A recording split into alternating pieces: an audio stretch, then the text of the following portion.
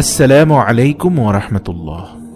ঘরে যদি কোনো জিনের অস্তিত্ব বিদ্যমান থাকে তবে তার সাথে মোকাবেলা করার মতো শক্তি আল্লাহ তাআলা বেড়ালকে দিয়েছেন। বেড়ালটি জিনের সাথে থাকা নেগেটিভ এনার্জিগুলোকেও শোষণ করে ফেলতে পারে। শুধু তাই নয়, বেড়ালের শরীরে আল্লাহ এমন একটি ব্যাকটেরিয়া দিয়েছেন যা কিনা আমাদের আশেপাশে থাকা সব ধরনের নেগেটিভ এনার্জিকে শোষণ করে নেয়। এছাড়াও বিজ্ঞানীরা বলছেন, আমরা যখন রাতে ঘুমাতে যাই তখন ঘরে পুষে রাখা বেড়াল সারা রাত ধরে আমাদের শরীর থেকে নেগেটিভ এনার্জি শোষণ করতে থাকে।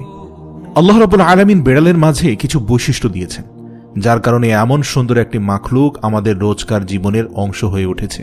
রাসূল সাল্লাল্লাহু আলাইহি সাল্লাম বেড়াল পছন্দ করতেন এবং বেড়াল পালন করার কারণে তিনি তার এক প্রিয় সাহাবীর ছদ্মনাম দিয়েছেন আবু হুরায়রা, যার শাব্দিক অর্থ দাঁড়ায় বেড়ালের পিতা।